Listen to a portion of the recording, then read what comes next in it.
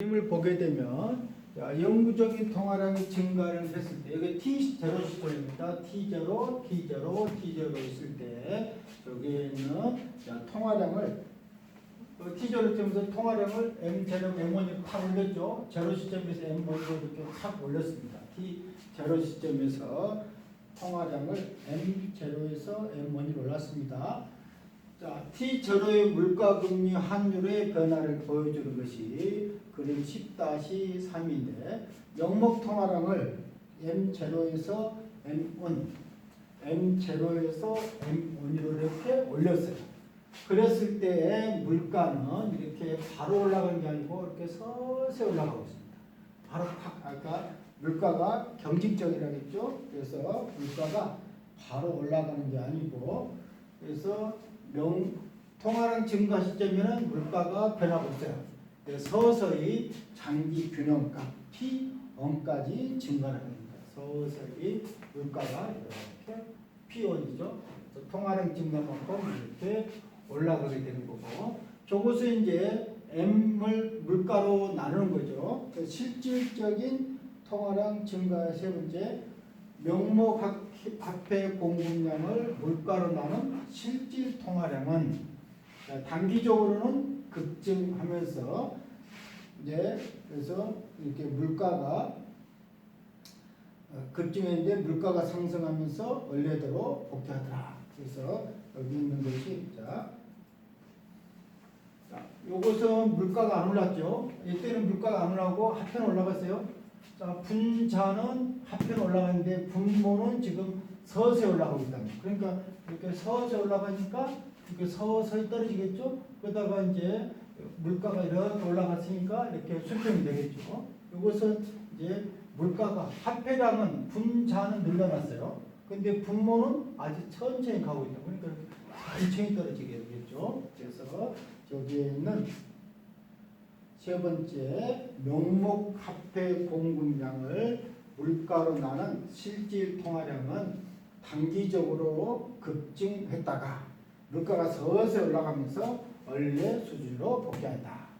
자, 금리입니다. 자, 금리는 통화량 직후 증가를 하게 되면 하락한다. 자, 통화량이 증가하니까 금리는 이렇게 떨어졌어요. 그다음 다시 올라가게 된다는 거죠. 그래서 자, 금리는 통화량 직후 떨어지지만 물가가 상승하니까 서서히 증가를 해서 장기적으로는 최초 균형점에 수렴한다. 아까 이거 똑같죠? 자, 결국은 물가가 올라가니까 아까 금리가 내려갔지만 다시 연상 복귀했어요. 그래서 거기 있는 것처럼 이렇게 금리는 통화량이 증가 직후 하락하지만 물가가 증가하면서 장기적으로는 최초 균형값 I0 이게 균형값으로 떨어졌다가 서서히 수렴을 한다. 환율입니다. 자, 환율도 마찬가지. 환율이 발생을 하게 되면 점프 이렇게 오버슈팅 했다가 장기 균형 수준 S1으로 서서히 하락한다는 것이 환율에서 환율도 이렇게 자, 통화량을 증가를 시키면 이렇게 올랐죠. 올라갔다가 여기가 아니죠. 이렇게 서서히 떨어져 갖고 S1에 수렴을 했어요. 그래서 여기도 환율이 이렇게 됐죠. 환율이 SP까지 올라갔다가 이렇게 떨어져서 여기서 균형을 이뤘죠. 자, 이렇게 균형을 이뤘어요. S0에서 S1, SP까지 올라갔다가 여기서 균형을 이뤘습니다. 그래서 이렇게 환율도 자, 통화량을 늘리니까 결국은 자, 점프 많이 올라갔다가 결국은 장기 균형 수준 여기까지 올라갔다가 S1 수준으로 서서히 수렴을 가더라라는 것이 영구적으로 통화량을 늘렸을 때 물가와 금리, 환율이 어떻게 조정되냐라는 것을 여기서 10-3에서 보여주고 있습니다. 그래서 두 번째가 통화량이 변했을 때 환율에 어떻게 영향을 주냐라는 것이 통화량 변화와 환율의 오버슈팅이고요. 자, 세 번째가 물가가 변했을 때 환율 결정론입니다. 그래서 장기 균형 조건인데 환율과 물가의 동태적인 변화를 살펴보기 위해서 자산시장하고 재화시장의 장기 균형 조건이 있습니다. 자산과 재화로 두 개로 나눠놨는데 자산시장 균형은 뭐냐? 화폐시장과 외환시장이 동시에 균형을 이룹니다. 요겁니다. 그래서 10-1 화폐시장과 외환시장이요. 화폐시장과 외환시장이 동시에 균형을 이룬 건데 그게 물가와 환율의 조합을 계정입니다. A의 곡선 물가와 환율이에요. 물가와 환율. 그래서 자산시장의 균형 조건은 아까 UIP 10-1이죠. 그 다음에 10-LM 화폐시장의 곡선을 만족시키는 환율과 물가죠. P가 물가입니다. 물가. 여기는 환율. 그래서 환율과 물가의 조합을 나타내는 것을 AA 균형이다. 자산시장 균형 조건이라 했고 AA로 나타내고 있습니다. 그래서 물가가 올라간다. 물가가 올라간다는 것은 실질 통화량이 줄어들기 때문에 금리가 내려가게 됩니다. 그래서 물가가 올라가게 되면 여기 있죠. 물가가 올라가게 되면 MS가 당연히 일정하면 실질 통화량이 줄어들게 되겠죠. 그러면 금리가 올라가게 됩니다. 금리가 올라가게 되면 환율이 내려가게 되죠. 여기에는 금리 올라가게 되면은 여기는 환율이 하락을 합니다. 그래서 금리 올라가면 환율. 그래서 UIP죠. 그래서 금리 올라가면 환율이 하락하니까 A의 곡선. 물가가 올라가면 결론은 환율이 떨어지게 되죠. 물가가 올라가면 환율은 떨어지고 물가가 내려가면 환율이 올라가죠. 그래서 A의 곡선의 기울기는 음역값이다. 이렇게 알고 있습니다. 그래서 물가하고 환율은 기울기가 음역값이다 하는 것이 자산시장의 균형 조건을 AA 곡선으로 나타내고 있고요. 두 번째는 재화시장 균형입니다. 자, 재화시장 균형은 여기 총수예요. 자, 총수요와 안정고용 총공급이에요. 안정고용 총공급. 안정고용의 총공급을 일치시키는 것이 재화시장의 총공급인데 이때는 물가와 여기 있는 환율의 조합을 이룹니다. 그때 물가와 환율인데 그것을 QQ 곡선에 넣습니다. 그것은 어떻게 10-1, 10-3, 10-4 세 개를 동시에 만족시키는 것이 재화시장의 균형입니다. 그래서 재화시장의 균형은 이렇게 나와 있습니다. 재화시장의 균형 조건은 QQ로 나타내고 있는데 저기는 화폐시장 균형, 그 다음에 IS 총수요, SD 물가 변동을 동시에 만족시키는 여기 있는 P 물가와 이게 환율입니다. 그래서 자, 장기적인 균형에서는 여기 S죠. 장기적인 균형에서는 Y와 IF가 똑같은 거예요. 장기적으로. 그래서 이게 제로라는 뜻입니다. 그래서 장기 균형에서 국민소득은 안전고용 국민소득하고 일치하게 됩니다. 그래서 Y는 IF 된 거고 자, 물가가 올라가면은 금리가 올라가게 됩니다. 그래서 물가가 올라가게 되면 금리가 올라가게 되고 금리가 올라가면 투자가 줄어들죠. 투자가 줄어들게 되면 자, 여기에는 이 Y에서 IF 안정고용을 유지를 하려면은 결국은 어디가 늘어나야 되느냐? 여기는 총수요가 증가를 해야 됩니다. 자, 국민소득이 IF가 유지하려면은 투자가 줄어들기 때문에 자, 투자는 저기 나와 있죠. Y는 C 플러스 I 플러스 G 플러스 A가 NX인데 이게 줄어들면 이게 줄어들면 여기 늘면 되겠죠. 뭐 가계 소비는 통제할 수 없는 법이니까 그래서 순수출의 증가가 필요하기 때문에 환율이 올라가야 된다는 거죠. 그래서 물가가 올라가면 환율이 올라가야지 순수출이 증가한다. 그래서 둘이는 같은 방향, 정의 상관관계. 그래서 QQ 곡선에서는 물가와 환율은 정의 상관관계를 갖고 있다는 거고요. 그래서 여기가 지금 이제 제목이 물가 변동과 환율의 결정입니다. 그래서 물가가 오르고 내렸을 때 어떻게 결정하냐 그러면 첫 번째가 AA 곡선, 두 번째가 QQ 곡선, 두 개가 만나는 점에서 물가와 환율이 결정됩니다. 장기 균형은 자산 시장과 재화 시장이 동시에 균형을 이룰 때 성립한다. 그래서 여기 있는 이점에서 물가와 환율이 결정된다는 것이 물가와 환율의 장기 균형을 결정하는 AA 곡선과 QQ 곡선이에요. 자산 시장과 재화 시장. 그림 앞에 10-4 요겁니다. 여기에서 영역 1은 요거죠. 영역 1은 자, 이쪽 분야예요. 그래서 영역 1은 자, 주어진 환율 수준에서 주어진 환율 수준에서 물가가 자산시장 균형 수준보다 높습니다. 주어진 환율 수준에서 이렇게 각각의 환율이죠. 환율에서 AA보다는 이게 높단 말이죠. 그래서 주어진 환율에서 물가는 자산시장의 균형보다 높다. 여기서 이렇게 되면 이렇게 물가가 되어야 되겠죠. 그렇죠? 그런데 여기는 이것보다 우측했으니까 더 높은 거예요. 그래서 자, 물가는 자산시장 균형 수준보다 높으니까 금리 평가가 성립하지 않는다. 그래서 오른쪽에 있는 것은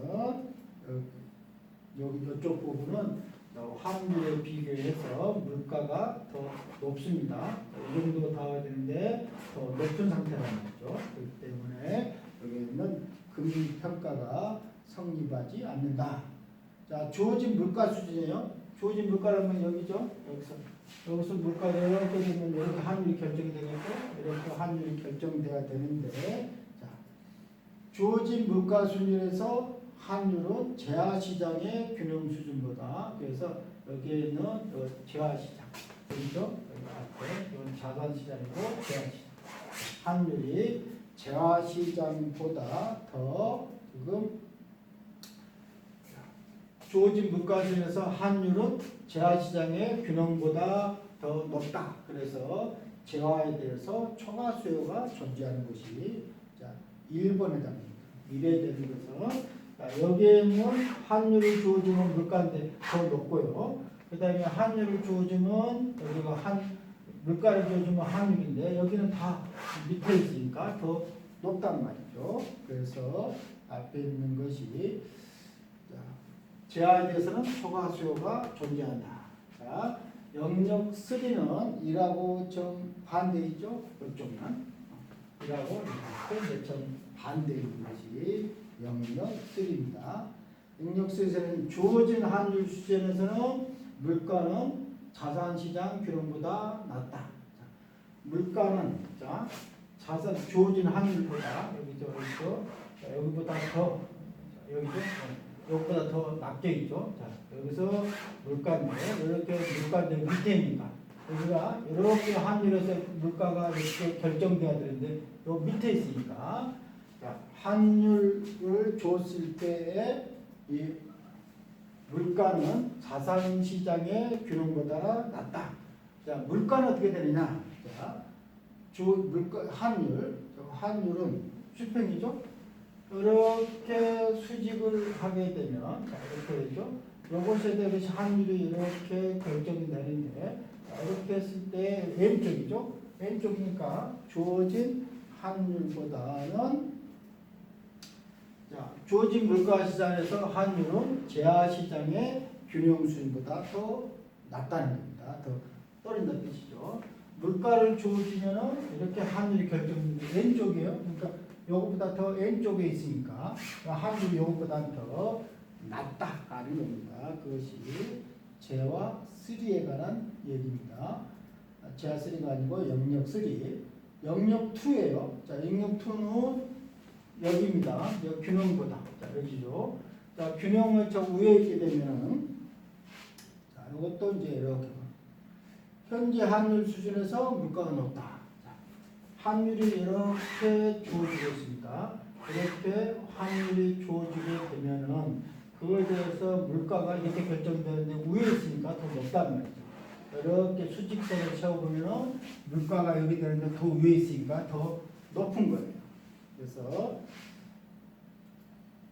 현재 환율 수준에서 물가가 높아서 금리 평가를 만족하는 보다 더 높다. 그래서 환율이 하락하는 경향을 보이고 있더라. 이거고요. 그 다음에 물가를 주어졌어요. 자, 물가를 주어지면 주어진 거죠. 물가를 주어지면 여기죠. 이렇게 물가를 주어지면은 여기서 환율이 이렇게 결정이 되는데, 자, 환율이 더 저 왼쪽에 있으니까 더 낮아요. 그래서 주어진 물가 수준에서는 환율은 제하 시장의 균형 수준보다 낮다. 그래서 제하 수요는 안정 고용 큰 상향에 미달한다는 거죠. 그래서 여기에 있는 것을 여기에 물가를 주게 되면은 여기 환율이 결정되는 거니까 이렇게. 그래서 여기는 여기보다는 더 왼쪽에 있으니까 환율이 낮아서 생산량이 미달한다 이 겁니다. 그래서 제하의 수요는 안정고용 생산에 미달한다. 자, 영역 4입니다. 영역 4는 요놈하고 정반대라는 거죠. 2번하고 정반대 얘기를 하고 있습니다. 그래서 장기 균형은 A의 곡선에서 만나는 이점에서 물가와 환율이 결정이 되는 건데, 자, 1영역, 2영역, 3영역, 4영역 있을 때는 어떤 상황이 벌어지냐라는 것을 저 그래프를 이용해서 얘기를 하고 있고요.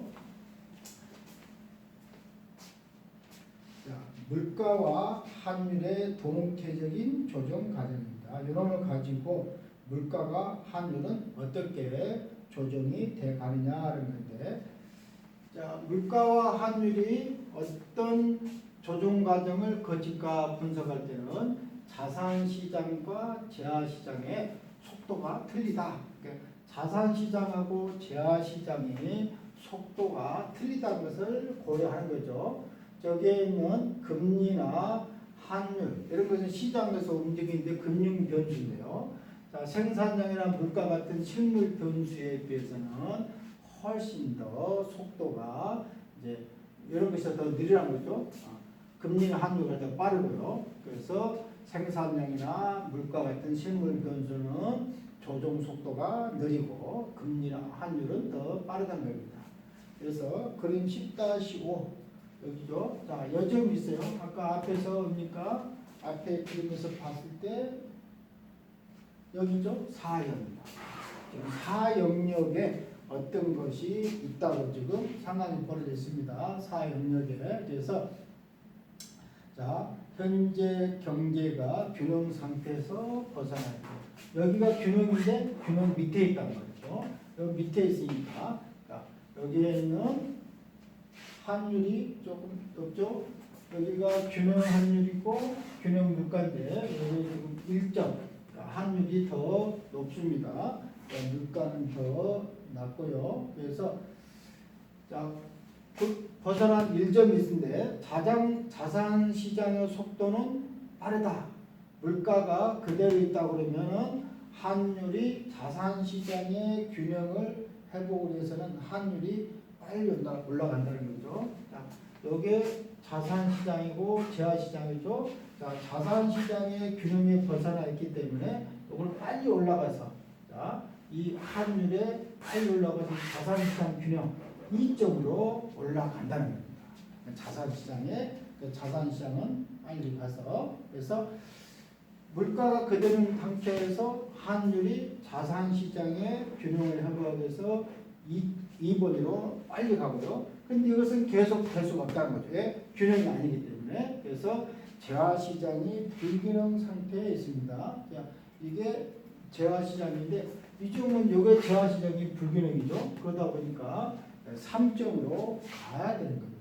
그래서 재화 시장이 불균형이 있으니까 균형으로 가기 위해서 물가가 서서히 상승한다. 그래서 장기적으로 일단 환율이 갔다가 물가가 서서히 올라가면서 결국은 균형 때문에 3으로 가게 될 거다. 그게 물가와 환율의 동태적인 조정인데 그게 금방 똑같이 가는 건 아니고 자산 시장과 재화 시장의 속도가 틀리기 때문에 자산 시장에서는 되게 빨리 움직여서 균형점을 가는데 재화 시장은 그러지 않더라라는 것을 표에서 그림에서 설명을 하고 있습니다.